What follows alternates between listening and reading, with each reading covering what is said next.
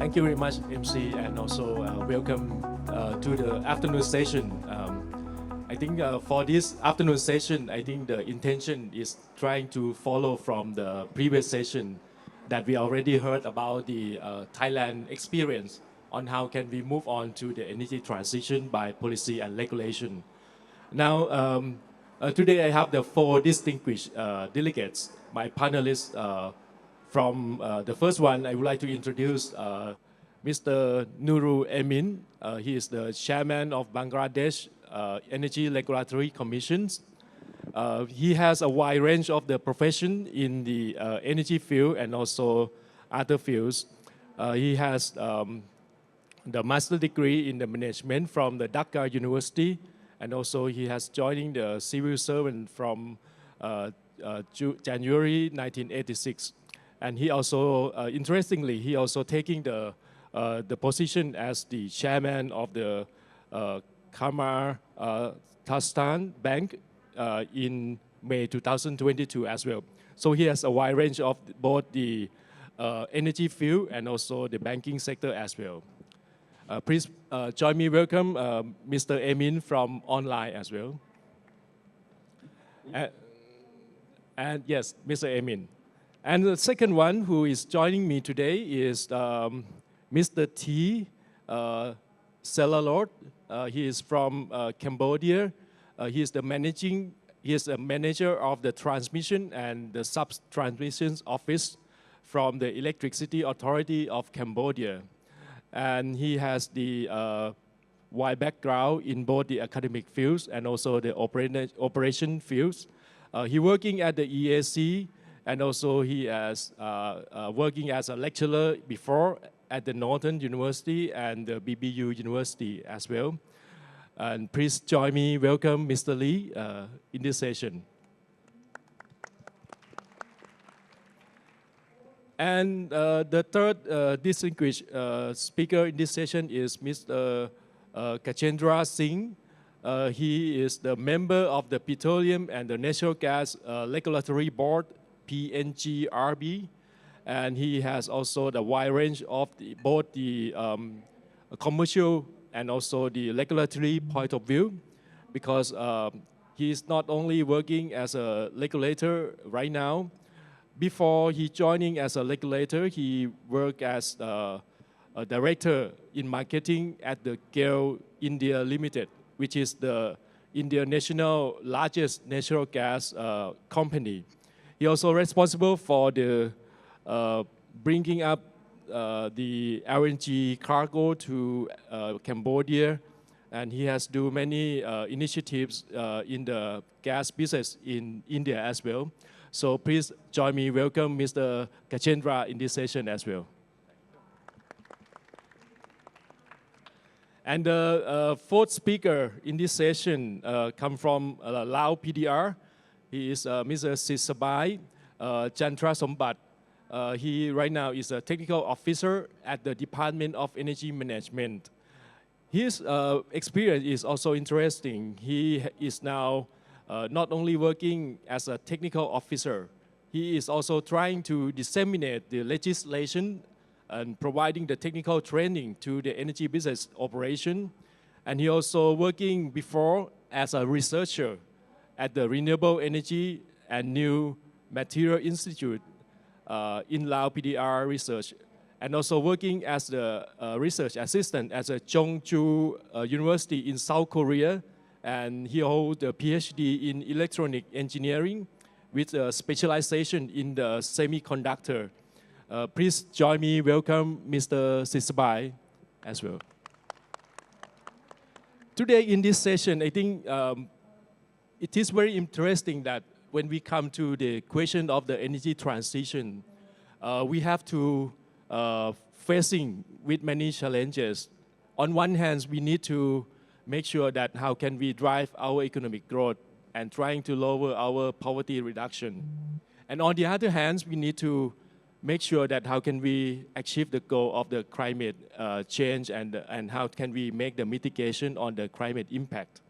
And how can we commit to the global arena that are trying to, we already commit to the net zero and also the carbon neutrality target. This is the very challenging question that we are looking for hearing from the views from our panelists today. First of all, I would like to start with our distinguished speaker from Bangladesh. Let me first start with Mr. Nurul Admin to give us a presentation. Mr. Amin, are you ready? Please join us and deliver your presentation, please. Yes, I am ready. Thank you very much. Respected Chairman, Dr. Punpat Lisum Pibon, Deputy Director General, Department of Mineral and Fuels. My fellow panelists, Mr. T. Salaru, Manager of Transmission and Sub-Transmission Office, Electricity Authority of Cambodia from Cambodia. Mr. Gajendra Singh, Member of the Petroleum and Natural Gas Regulatory Board from India. Mr. Sisabe Santa Sumbat, Technical Officer, Department of Energy Mineral from LUPDR. Distinguished guests and ladies and gentlemen, good afternoon. I welcome you to this presentation about Asian highlights, energy policy and regulation to mobilize energy transition. It is with great pleasure that I join you today virtually at the ERC Forum 2024. I extend my heartfelt appreciation to the organizer for facilitating this invaluable platform. I will now commence my presentation about the energy transition perspective in Bangladesh.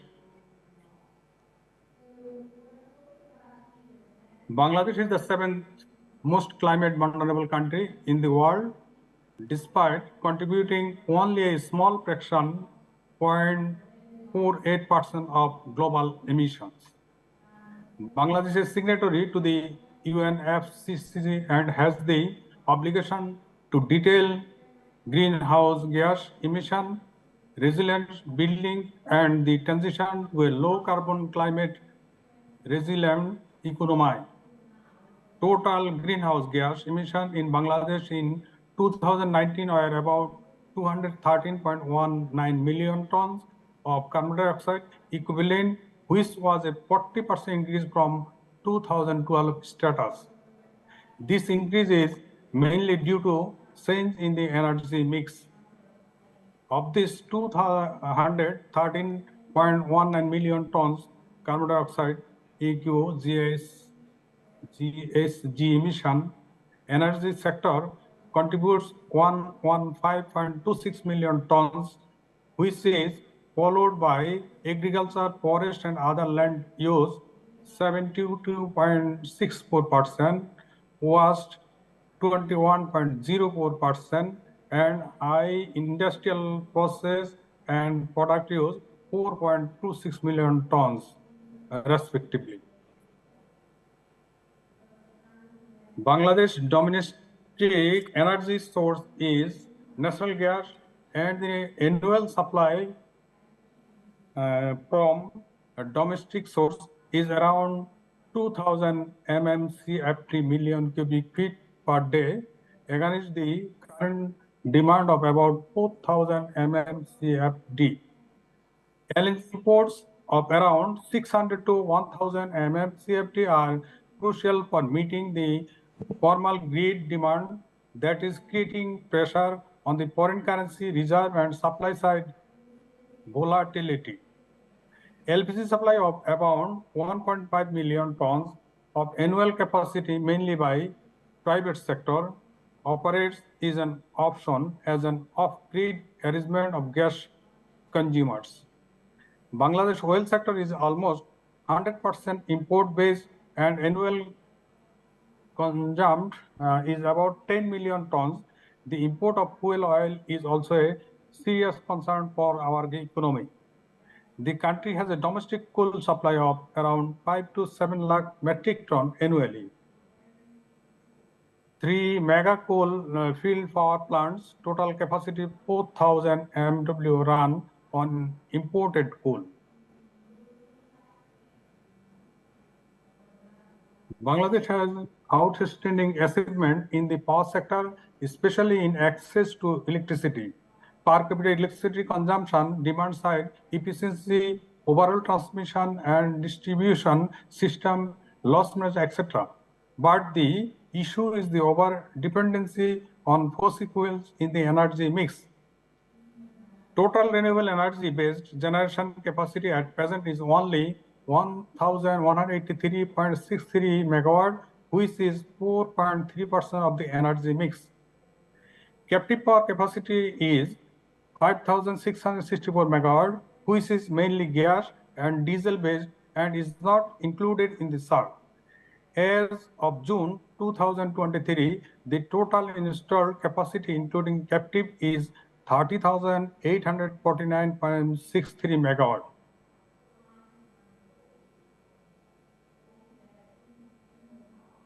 Now I'll tell you about the energy transition in Bangladesh. The Mujib Climate Prosperity Plan deficits the integration of 5%, 30%, and 40% RE in the energy mix by 2025, 2030, and 2041 respectively. The nationally determined contribution includes an unconditional commitment to reduce emission by 6.73% and a conditional commitment to reduce emission by 15.12% by 2030. Delta Plan 2100 is very long-term socio-economic policy with climate resilience. Integrated energy and power master plan to achieve the goal of up to 40% electricity, 24,000 megawatts generated from clean energy source by 2041, introducing hydrogen and ammonia in the energy mix. Energy Efficiency and Conservation Master Plan 2015 targeting 20% improvement in primary energy consumption by 2030. Net metering guideline 2018 to encourage renewable energy use in residential, industrial, and commercial sectors. SRIDA Act 2012 and SRIDA E&C rules 2016, SRIDA Energy Audit Regulation 2018. SRIDA and BER 2020 and environment set targets for a 20% reduction in the overall energy consumption of commercial building. BNBC 2015 promotes energy efficiency and conservation practice in building. Public Works Division is developing green building guidelines. Now I will tell you about the first experience and the transition challenge we faced. As per SDG 7, Bangladesh policy initiatives are focused on access to energy for all, irrespective of the primary energy source. Accordingly, our door-to-door electricity campaign got momentum and 100% of the population has been brought under electricity coverage by 2022. Supply side and demand side efficiency have also been improved dramatically with the prudent regulatory intervention. Bangladesh lacks of a strong domestic primary energy base, and to minimize the supply and demand gap, the country has to import LNG, liquid fuel, coal, nuclear fuel, and electricity from cross-border arrangement, making the energy sector largely import dependent. As an offbeat primary energy option, private sector LPG demand is 1.5 million metric ton, which is increasing at 10% has been introduced. In this context, the country policies aim to establish a robust domestic energy system that integrates renewable energy, particularly solar and wind, nuclear, natural gas, as a transition fuel. The country will phase out coal and liquid fuel-based energy system by that time. Slow growth of the renewable energy share in the energy mix, reluctance of private sector energy investors for renewable energy projects, land constraints for establishing the renewable energy system in Bangladesh, food security versus renewable energy issue, renewable energy finance, phasing out of the existing fossil fuel-based power plants, transition technology challenges, the transmission transition presents challenge to the integration of renewable energy into the system. Distribution transition challenge, energy and electricity storage are important for stabilizing the renewable energy in the overall energy ecosystem.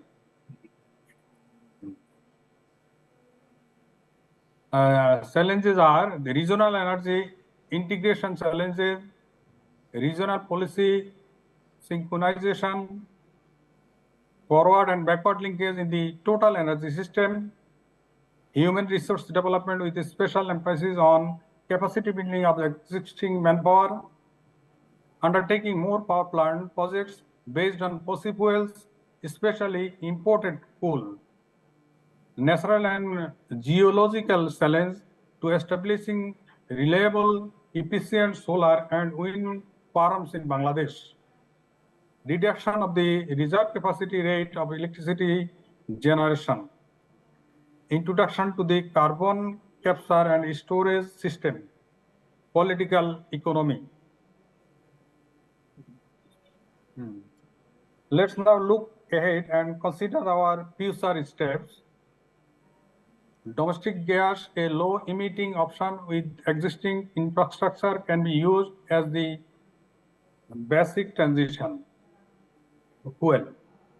Petrobangla has taken initiative to explore offshore and onshore gas exploration, renovation of existing gas wells for increasing production, phasing out of inefficient engine-based and gas turbine power plants.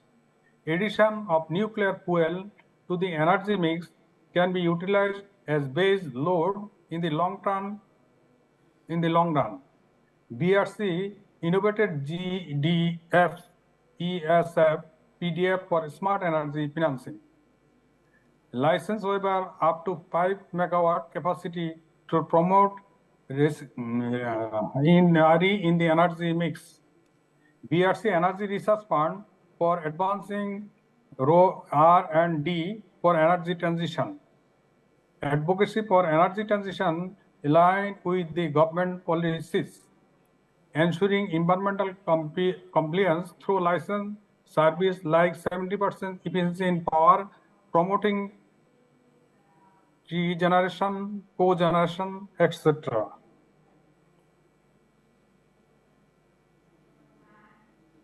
And prospects, rooftop solar project, prospect with a feed-in tariff facility, replacing diesel-based irrigation system with solar irrigation and promoting community-based solar mini-grid. Wind power plants are an emerging opportunity for investors where offshore and onshore wind potential is around 20 GW. Megawatt. Waste to energy power plant projects are underway. Electricity storage system based on batteries and green hydrogen are an emerging technology for establishing renewable energy-based energy systems. Initiatives for enhancing energy efficiency and conservation. Carbon market initiative in Bangladesh complying with the Article 6 of Paris Agreement.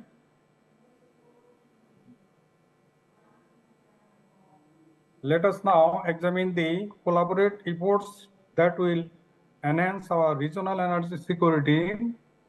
Bangladesh is now importing electricity from India, and imported electricity is play important role in sustaining the energy mix. India's role is crucial in regional energy transition, energy security for its technological advancement in renewable energy and its advantage of having patronage from the West as the focal point of the region. Bangladesh also has advanced energy sharing arrangement with Nepal and Bhutan via through tripartite instruments. Challenge in regional collective energy security includes mutual trust among member countries, establishment of regional energy sharing frameworks with legal, structural function, financial, and cultural dimensions.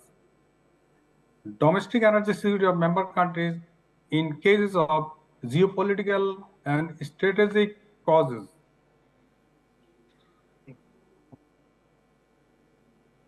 Now, let's discuss our plans and experience in reforming the energy market. The energy market was traditionally dominated by state-owned entities and was vertically monopolized. The government has taken some policy initiative to engage the private sector as an approach to transforming energy sector financing from public financing to investment financing. As a part of that energy market reform, the private sector plays a crucial role in primary energy supplies such as LNG, condensed oil, coal, LPG, etc. The private sector's share in the power generation sector is around 60% as an IPP, RPP, SPP, CPP, COPP, etc. BVTB is a single buyer procures electricity from private electricity producer through power purchase agreement, transmits electricity through a solitary public transmission company and distributes it through public distribution companies.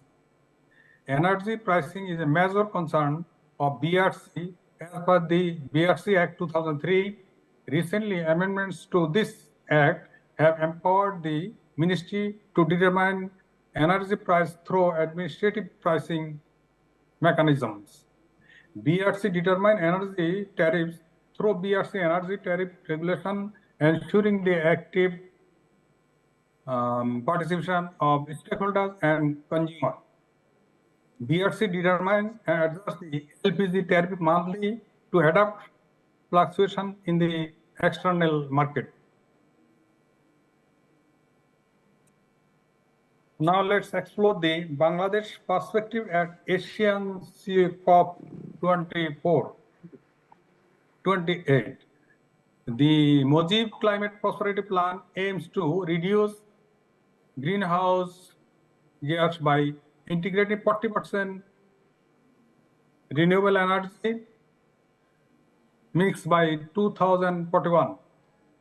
Nationally determined contribution to reduce greenhouse gas unconditionally by 6.73% and conditionally by 15.12% by 2030.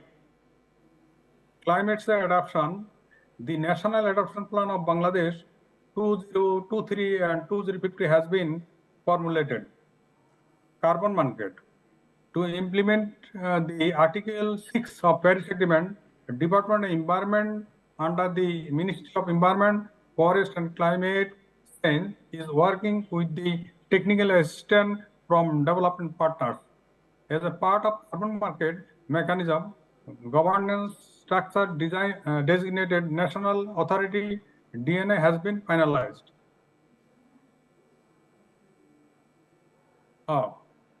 This is my presentation. Thank you all.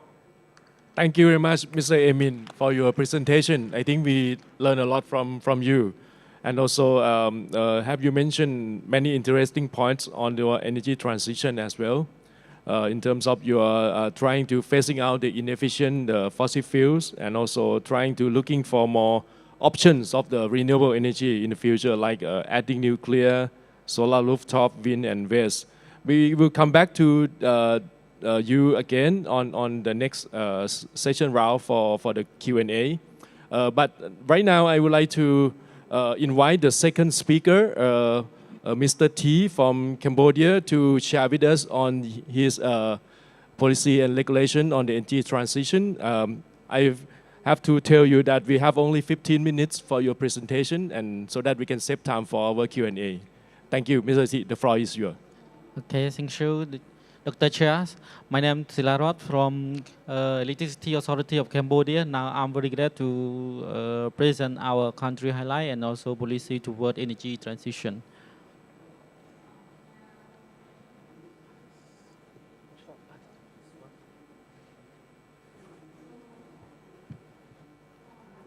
The first one is country highlight. In Cambodia, we have the source of hydro, solar, biomass, coal, and fuels. This one is our domestic source.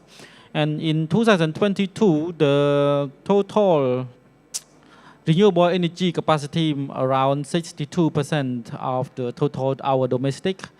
And till 2023, it go down a little bit, only go to 15% percentage.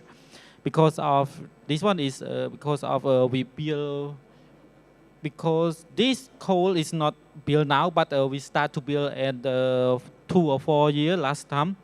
So we finish at 2023, and after 2023, we promise that we don't build any new coal power plant inside our domestic generation. And we also import from Thai, Laos, and Vietnam. The total capacity that we import of the neighboring country in 2022 is 672, and in 2023 we keep the same, and this one we try to increase our capacity domestic. For the import from Thailand, we have import two voltage levels. The first one is HV 115 kV, one connection from Thai border to this one we take it to use in Banteay Miên Chey, Battambang, and Siem Reap province. And some area that around the Thai border, we import 22 kV with H connection to use in Banteay Miên Chey, Battambang, Pailan, and Koh Kong province. We also import the power from Vietnam with two voltage level. The first one is high voltage level, 230 kV, one connection from Vietnam. This one we take the power to the our capital city by Takao, Phnom Penh. And another one is MV voltage level, 22 kV with 18 connection point. And we use with the province that is near to Vietnam border, such as Svay Rieng, Kampot, Ratanakiri, Mondulkiri, and Kondal, and Krati. And from Laos, we have import with 3 voltage level, 500 kV from Laos border to Steng Trang province, and after that we inject this one to our grid pool. And another voltage level is 115 kV from Laos border to Preh Vihear, and we take to Kampong Thom province also. And with MV voltage level, we have two connections from Laos border to Steng Trang and Preh Vihear province. This one is our map that we import, map point that we import from Thai, Laos, and Vietnam. For our infrastructure of national grid at the end of 2023, we have 68 substations that can supply directly to all of 25 cities and provinces through Cambodia. Now our HV transmission line is increased 3,180 kilometers.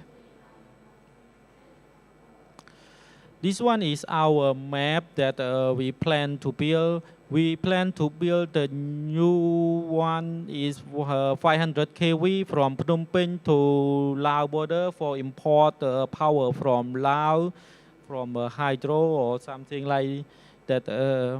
And we plan to build more transmission line, 115 and 230 kV.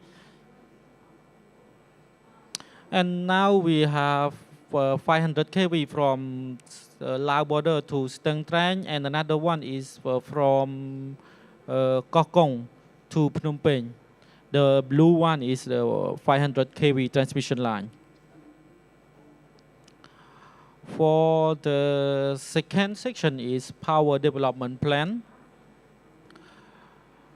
Our three pillars of power development plan PDP from 2022 to 2014 is the first one is energy reliability and affordability. To fulfill the future demand of power acquisition with the supply reliability and affordable electric across the all sector in Cambodia. And the second is energy security. We try to reduce the dependency on the energy import and maximize the development of domestic energy resources. And the third is energy sustainability, to increase the share of the clean energy such as renewable energy and VRE, variable renewable energy, and also another one is energy efficiency. For this graph, you can see that solar is from 2021.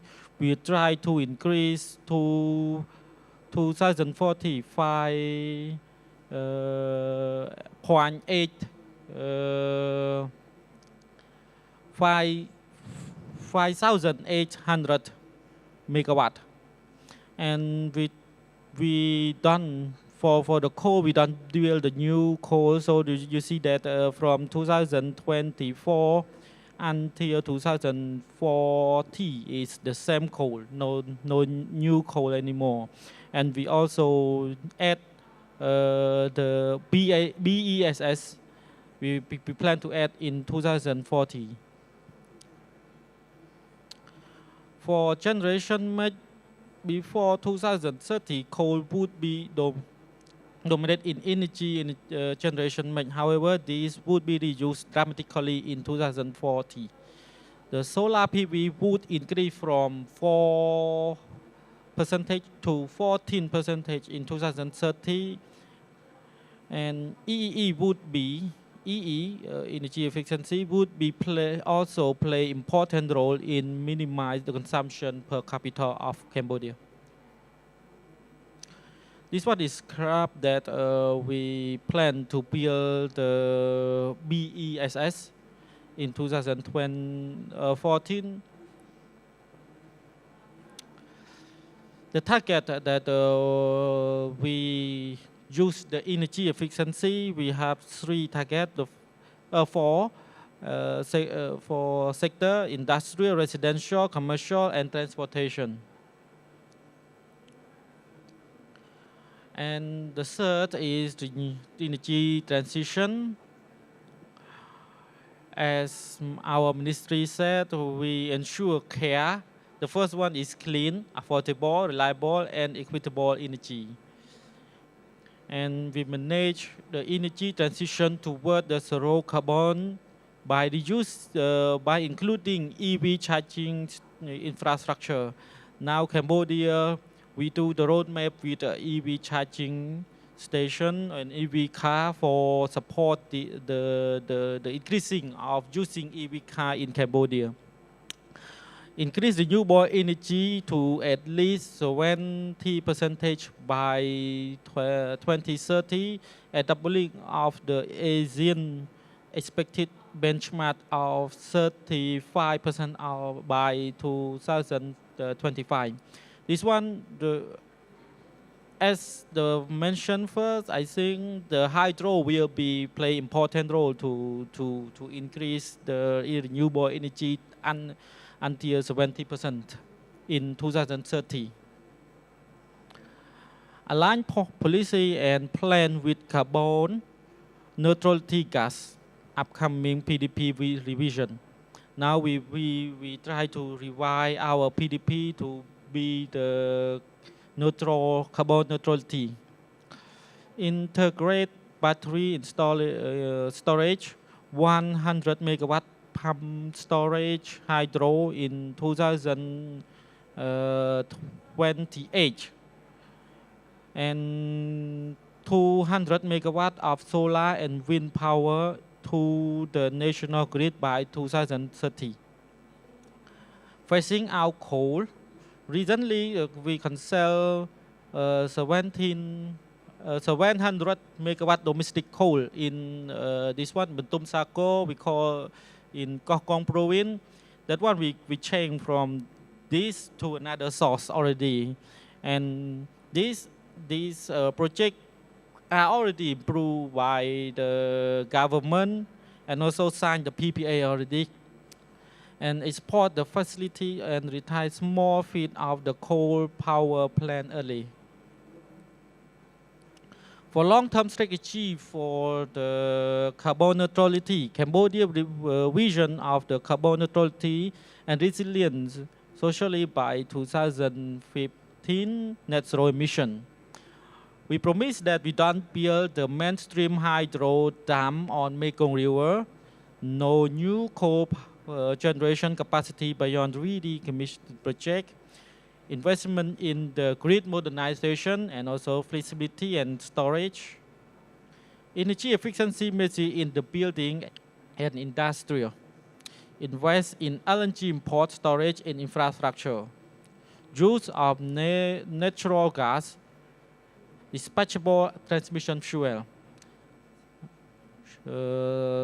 substitution of the coal in the industrial and power sector.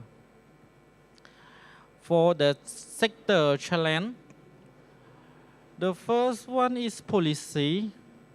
For NEE, the challenge that is, the policy is very challenging for us. The NEEP have just recently adopted, and energy transition roadmaps is being staged. It's the beginning stage. And the second one is energy efficiency is high upfront cost, like awareness, information, technology, regulation, and guideline to ensure investment.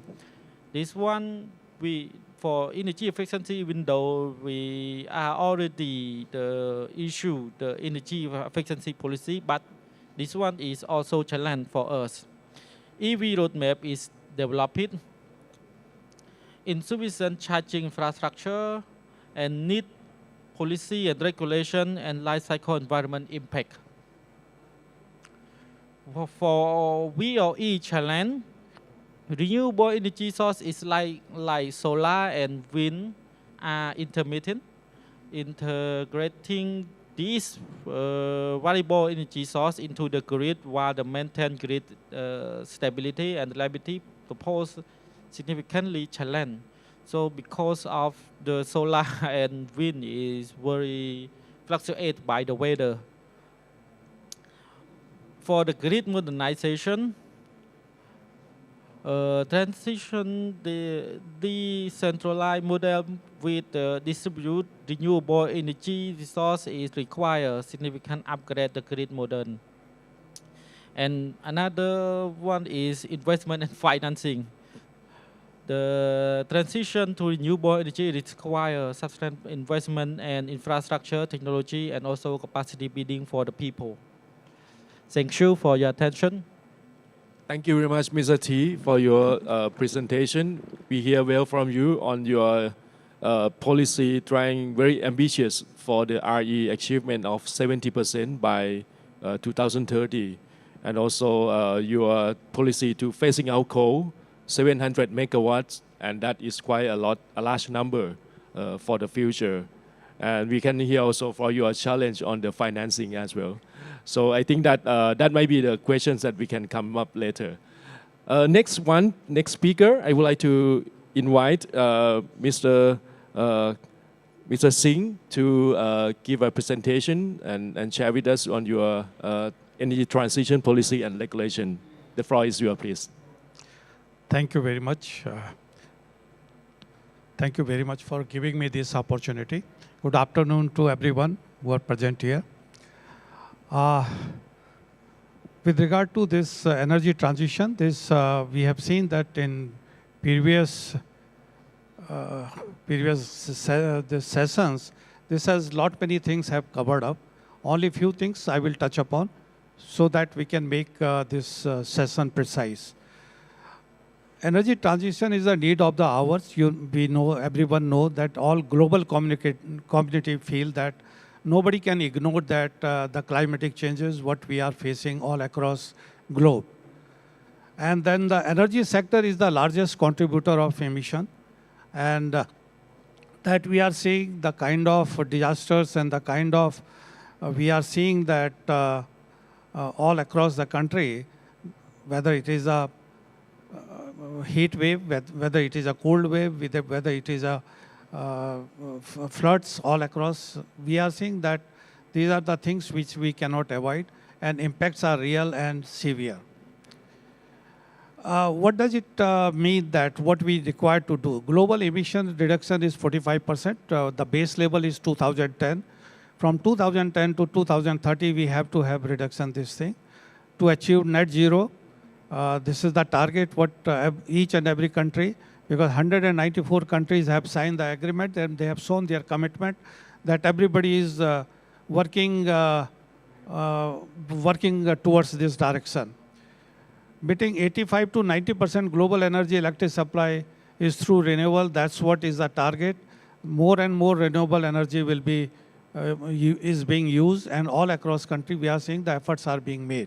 Though all countries, that particularly the developing countries, are not responsible for this, because these are the things the industrialization happens in. It started in 1850. And they are the richest country, and the other countries who are responsible for this. But now everybody is committed that we have to meet this thing, and that is a good thing, that it is good for the future generation and for the community as a whole. Reducing CO2 emission from industry, which is the largest, then we have the target is 75 to 90%. And then the forest cover to sequester, that we have to maintain that whatever the forest cover is there, that has to be there and it should not be destroyed further. The renewable power, basically what we are seeing that it is the cheaper now. Earlier it was expensive, but now we are experiencing and witnessing it is now cheaper, and now it is going in a big way. Like India, we are seeing that today we have the installed capacity of 200 gigawatt.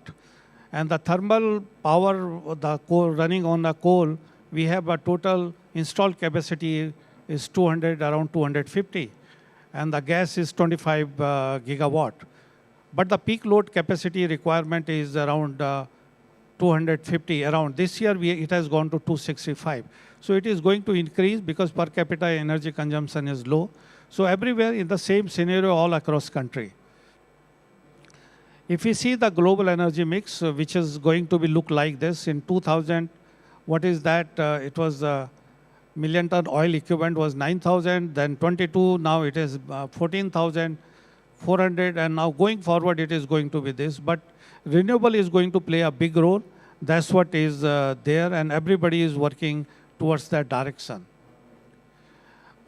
What we are seeing, what will be the business model if we are going to adopt this kind of scenario? Because now the more and more renewable powers is going to be there, but we have to see that it should be sustainable. It should be in such a way that it should be round the clock available.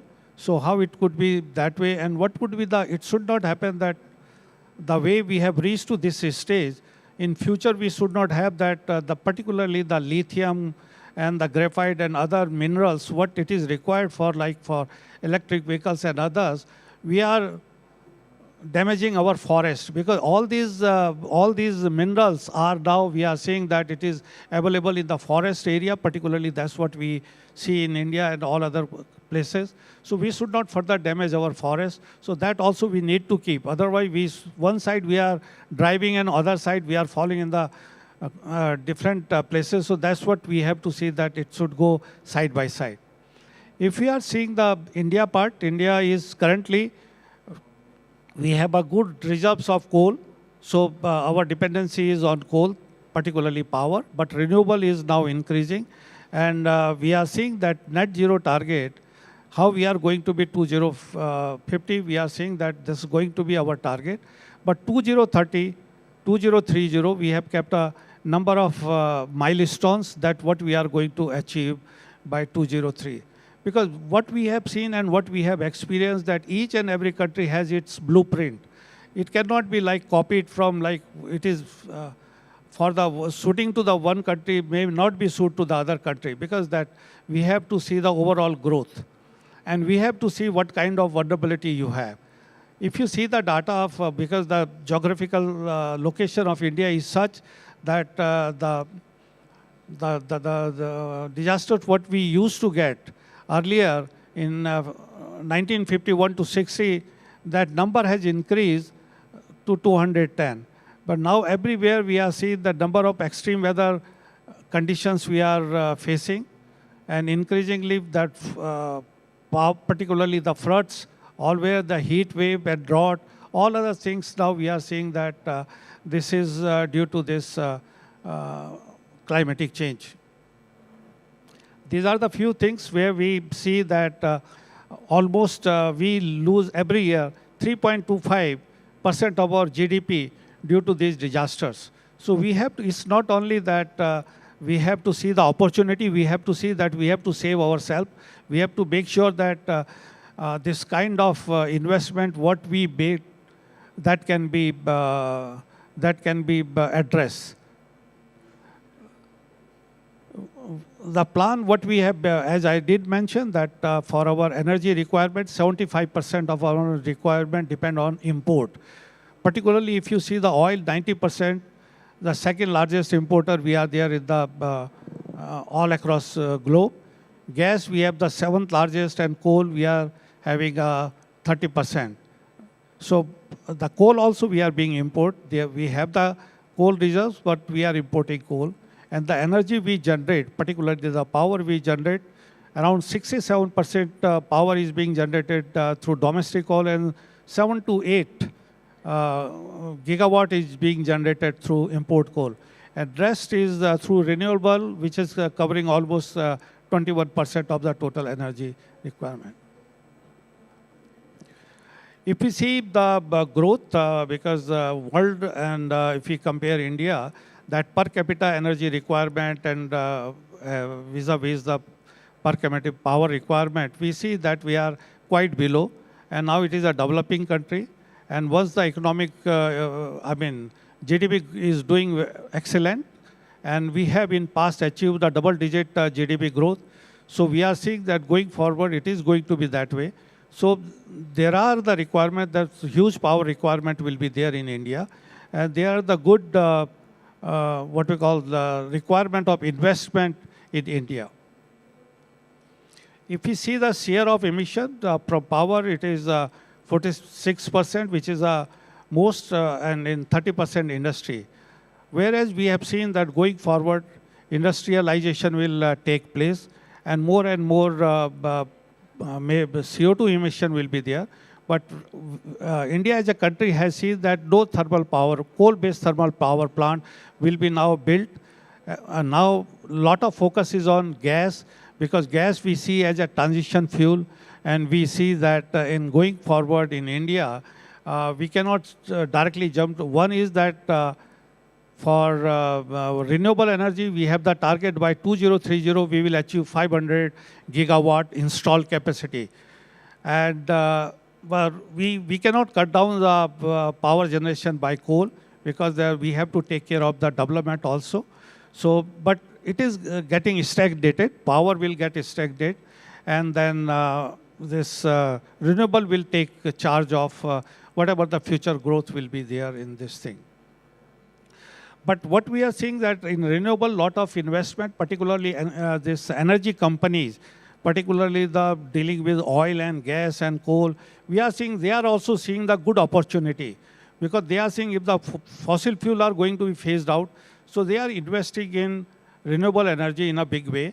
So everybody, we are seeing that all the big companies, what we have in India, and they are seeing this as an attractive business, and they are going ahead with making investment in these directions. But still we require a lot of investment that we are going to do.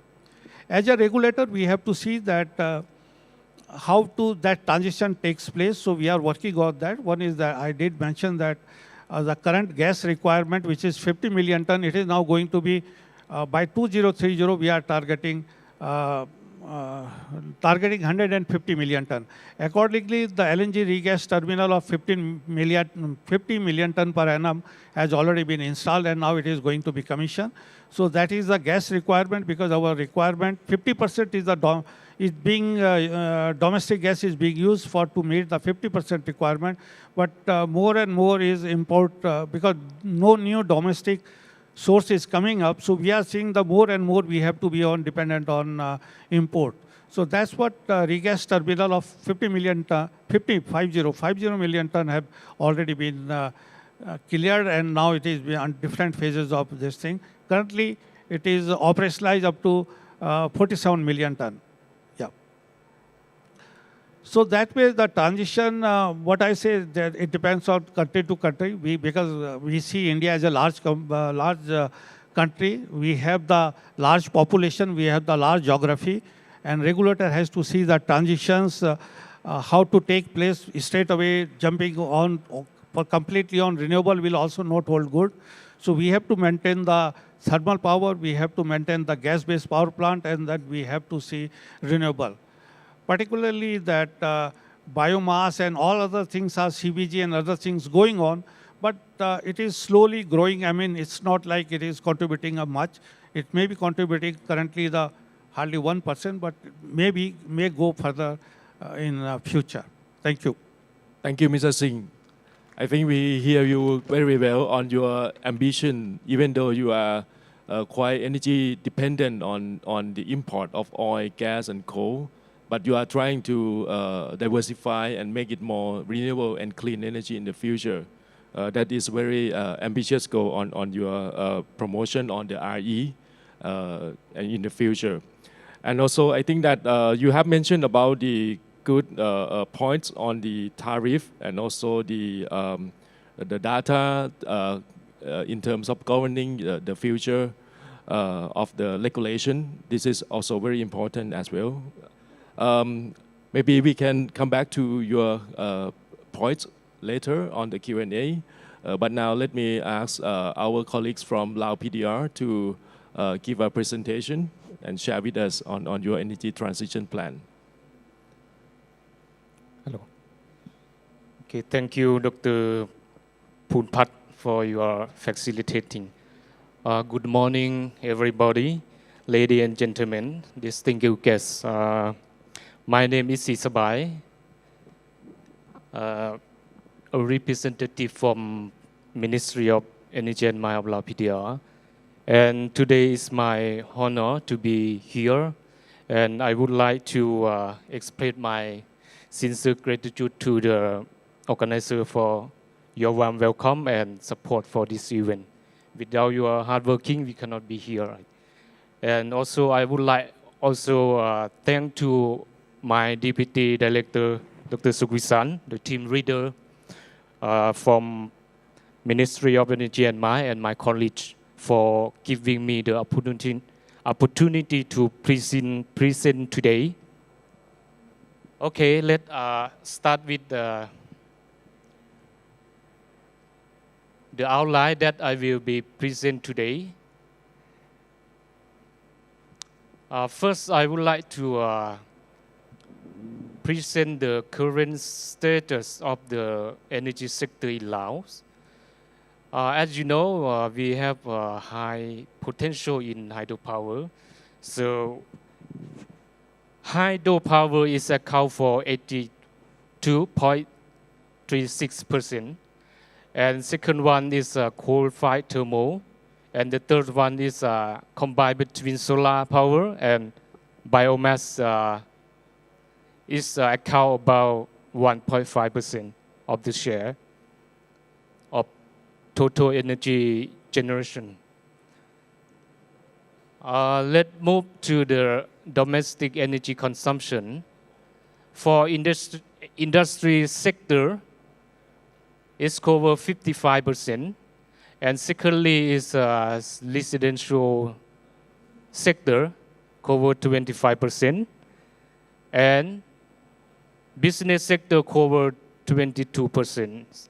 And other is agriculture, cover only 2%. Okay, let's move to the renewable energy development in Laos.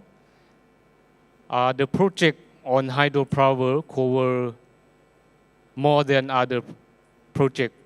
Right now, the existing project is 83 projects, and for solar project is 12 projects.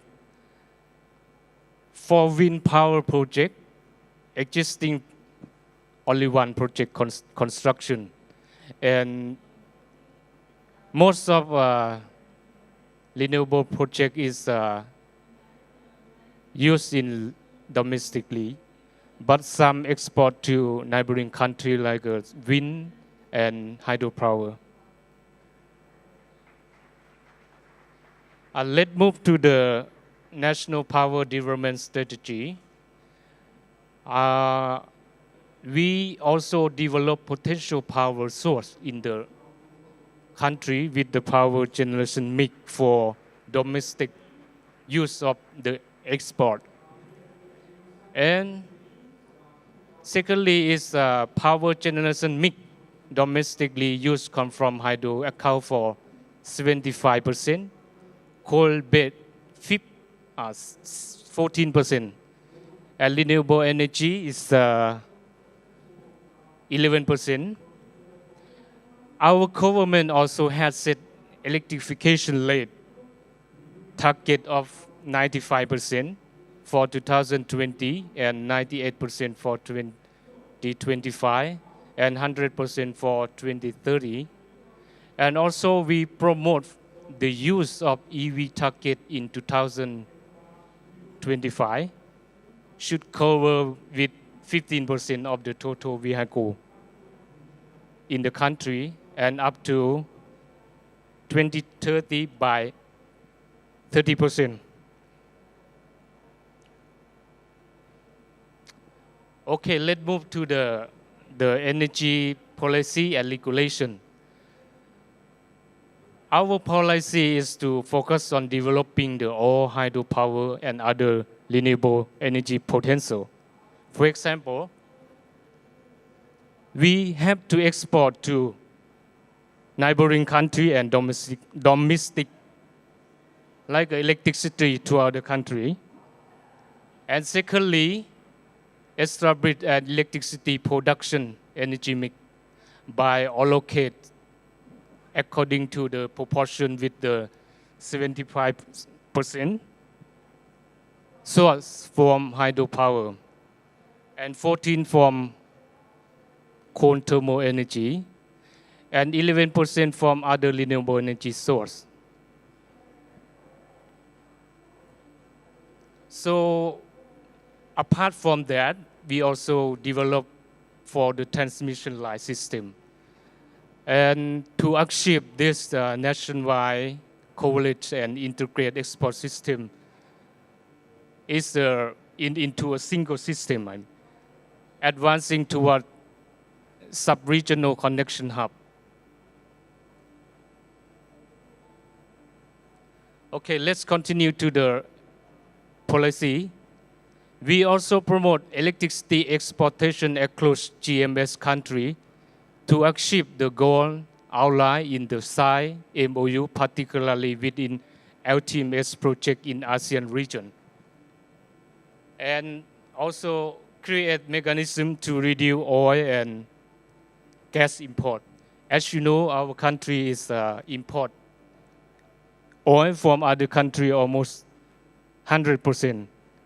So apart from that, we also promote the use of biogas in household and rural area by supporting research and development in collaboration in all relevant stakeholders. Okay, I will move very fast to the regulation. Right now, we under amendment to electricity law to propose to National Assembly because electricity law is not cover many aspects.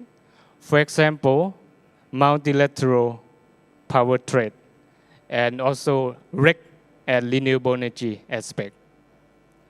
And secondly, the decision on energy charging station guideline on installation for standard and residential. For the hydrogen and clean ammonia utilization, right now we also under drafting for the strategy on hydrogen and ammonia utilization as a clean source of energy in the future. I think there are many IPP power producer here, so basically our electric business in Laos, we categorize in three parts. One is a general electricity service business. Second is independent power producer. And thirdly, transmission line concession business. I will move to IPP project. IPP projects shall operate under the following form. One, build, operate, transfer. And second, build, own, operate, BOO. And any other form that be determined by other government. For the install capacity, local government authorized for install capacity below or equal to 5 megawatt. And for central government, authorized for more than 5 megawatt and 100 megawatt. And also National Assembly or government, if the install capacity is more than 100 megawatt, so should be authorized by National Assembly or our government.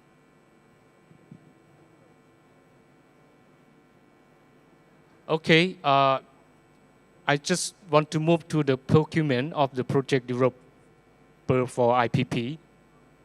For IPP shall be conducted to two forms.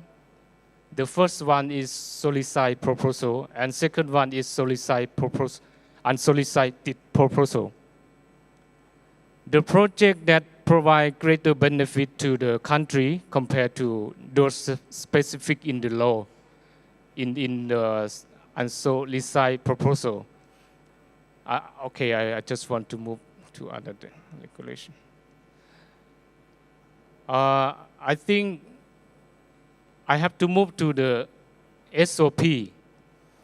SOP is only one guideline that issued by MEM.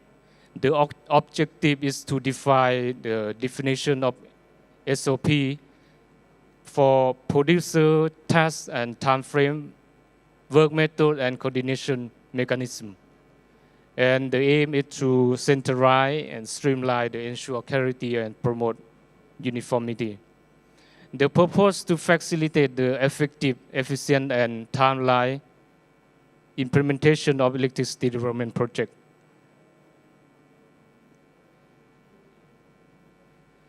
And also MEM implement in 17 procedure for negotiation and signing CA as follow. Ministry of Energy and Mine also conduct a review of the final feasibility study, and second, review for the basic design, and third is assessment of the project for feasibility. And I think the next is for Ministry of Natural Resources and Development. They conduct for the environment and national resource impact assessment, and secondly, review for the resettlement plan, and next, review for the social development plan and ethnic development plan. Okay, I just want to move to the opportunity and challenge. The opportunity allows, as you know, hydropower project and hydropower potential.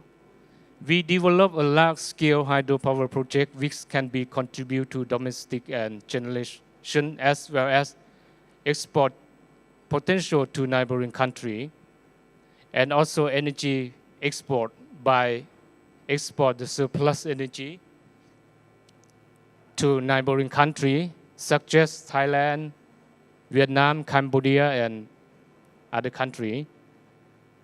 And the opportunity is to renewable energy development. And lastly is regional integration. Okay, let's move to the challenge. Apart from opportunity, there are a few challenges that I want to address. The first one is the limitation of domestic demand compared to the energy installation or energy generation in domestically. And secondly is infrastructure constraint. Building the necessary transmission and distribution network to deliver electricity to remote area and neighboring countries require, a sustainable environment and logistical planning. And also environmental and social impact. And financial investment also the challenge. By attracting efficient investment and securing financing for energy infrastructure project, the first thing we need to do is to establish a clear regulatory framework and to attract international and domestic investors. And lastly, for technical capacity and expertise, Laos may face a challenge in building and retaining a skilled workforce, including engineering, technician, and also policymaker. And to support the sustainable development of the energy sector. Okay, that's all information that I would like to share with you today. Thank you. Thank you very much, Mr. Sisabai, for your sharing on the Lao PDR point of view on the energy transition. We can see that you are trying to moving more aggressive on the renewable energy in the future, and also you are promoting the interconnection with the neighboring countries and trying to promote more the power trade in the future as well. And we see that you also experience some views on how to overcome the issue like the financial for the investment and how can you improve your infrastructure as well. So I think that the first round that we hear from our four speakers, we can touch on many common points that we hear from you. I think that four countries, including Thailand as well, we are the energy dependence on energy imports from outside. And second thing, we are seeing that when we are trying to promote more the new technology like the EV, the energy demand is now growing up in the future as well. And also, but some point of view that we are sharing, that is we see that the synergy of the international cooperation like the energy trade is is still be the elements that happen around the countries that sharing the information. So I would like to, starting from the first question in my first round, that when we see that the energy transition is now moving on like this, do you see that it is more opportunity or more challenge in your views, and how can we going to address this issue in terms of the regulatory point of view? Maybe I can starting from in a reverse order, maybe from Lao PDR first, and then going to India, and then going to Cambodia, and then Bangladesh as the last one. Mr. Sisabai, please. Okay, thank you for your question. On my point of view, I see that energy transition is a great opportunity for our country in several reasons. Firstly, our country landscape and location is suitable for energy generation plant and export to neighboring country. And secondly, energy generation source mostly from green energy. And thirdly, I think installation capacity relatively low in recently compared with energy consumption in domestically. So we can export to neighboring country. In terms of the regulation, I think the first one is renewable energy target and mandate. And secondly is taxation or subsidy for renewable energy project or IPP. Yes, that's I want to share first. Yeah, Rob. Thank you very much, Mr. Sisabai, for your point of view. Energy transition, how we see, like first we see that as our responsibility. That business is second part, but now we are seeing that it is now we are seeing that for the whole community it is required that we require that somehow CO2 emission or greenhouse emission can be reduced. So we see this as a India, we see this as a responsibility, and we want to act as a responsible country. That is point number one. With regard to the opportunity, yes, it is an opportunity, but we have to see there are the other pillars of oil and gas and thermal, like in a coal. We are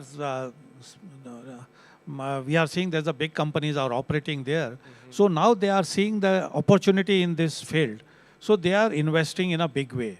So investment is not an that way issue. But what we are seeing, the transition to the electric vehicles and others, or the vehicles on LNG, particularly long-haul vehicles and others, there we are working out on that.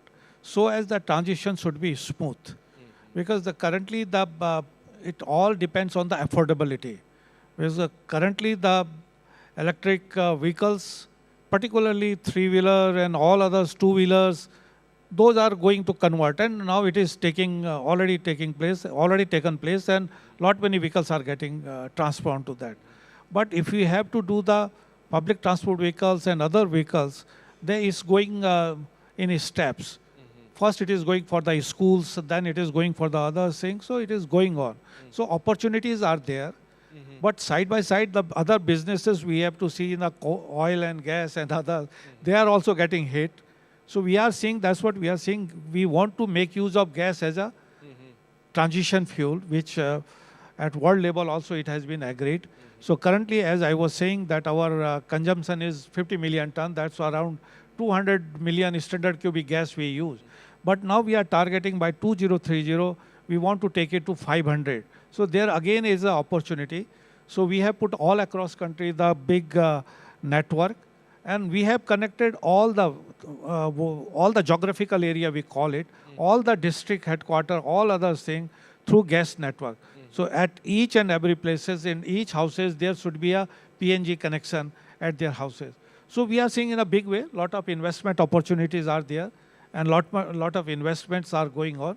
And we are seeing that how to take a transition in such a way so that our progress and growth should not hamper, because our economy is doing good. So we have to see that we have to create a job also for our people. So that what it should not land into the unemployment. So we have to see that more and more job we create. So that way it is going on. So we see this as an opportunity as well as responsibility. Thank you. Thank you, clearly. So one opportunity and one responsibility. Okay, Cambodia, please. Thank you, Dr. Chia. For my own opinion, I think is for energy transition based on Cambodia. Even though now our renewable energy is mostly nearly 60%, but most of them are hydro. So the thing that we consider is when the dry season, the hydro not working. This one is the main point that we want to solve. And to solve this problem, I think it's not beside from the multilateral trading for Asian regional, because each country have different peak and also different use of the power. So if we integrate all of our Asian country, we can share the power plant and solve the peak point on time can be. And another main point is the money fund that support.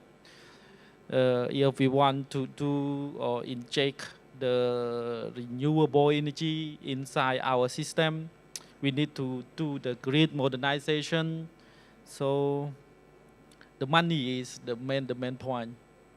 So we need to find the fund and something like that to support. So it seems like you see it as a challenge, not opportunity, right? Okay. So I think it's so three speakers have different views right now. Yeah, opportunity, responsibility, and challenge. So now let's move on to Bangladesh, please. Mr. Emin, are you with us? Okay, excuse me.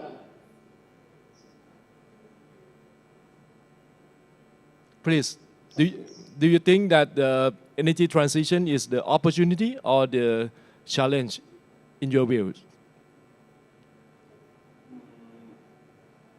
Our Bangladesh Energy Development Director, Mr. Zidarul Alam, with us. He will explain it. Please, Mr. Zidarul Alam. Thank you, sir.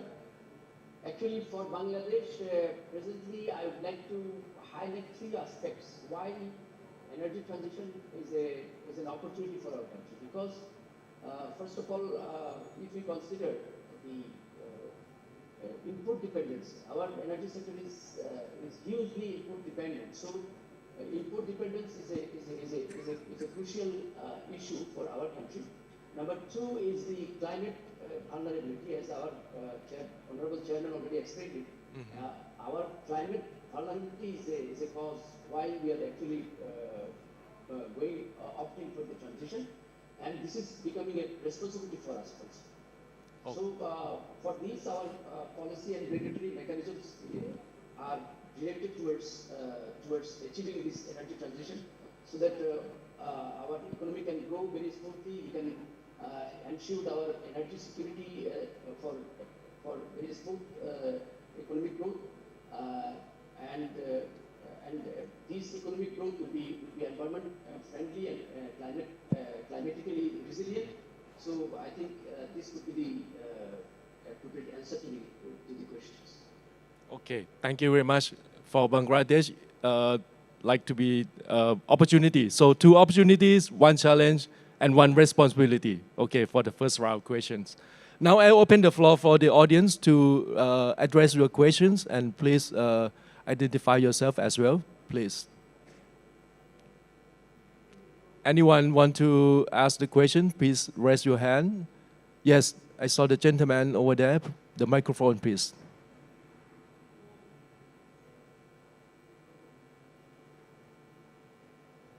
I'm Mr. Thongkam from Office of ERC. I would like to ask Mr. Thai, because from Cambodia, you will import energy from 3 countries, from Thailand, from Laos, and Vietnam. Do you have any strategy for the import energy from that 3 countries or not? Such as in the last year, we have the problem about the oil price or gas price is very high. That you mean you will import from some country more or less? How you have strategy of that? And second, when you have the commit about the carbon emission, but most of your energy is import from other country, what is your strategy? How to control that? Because all carbon emission it came from other country. Mr. T, please. Thank you for your question. The first question is related to. I'm sorry because the strategy for you to import the hydropower from many countries. Do you have any specific strategy or not on that? For the hydro that we import is now we import from Laos, and we have planned to import more.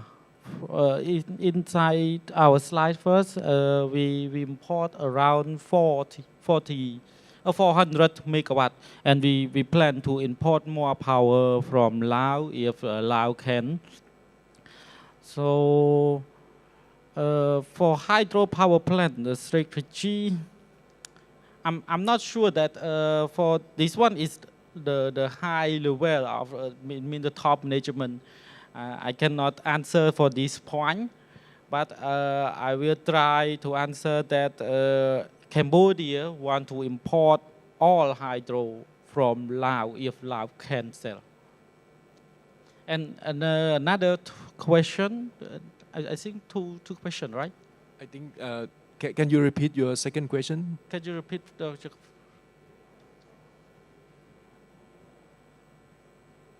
How you control the gas emission in your country, because you import a lot of energy from other country, but how you control that target of your greenhouse gas emission, because it don't depend on yourself, it depend on other country. Yes, you see in my slide, the first one is we commitment don't build new coal inside our country, and another one, we already issued the energy efficiency policy, and we plan to build more of solar power plant. And another new is EAC, Electricity Authority of Cambodia, is issue one regulation related to the solar rooftop. And now we can allow all our consumers that want to install the solar can install the solar. So, and another one is we try to promote the EV charging EV car, and also promote EV charging station to support. And for my opinion, I cannot say that we can get this one or not. Depend on we will try to check. When we issue the regulation, we issue the law, and we post this project, and we will check by 5 years or something like that. We will check that it can be take the goal or not. Okay, thank you very much, Mr. T. I think that we are quite late for the time now for this session.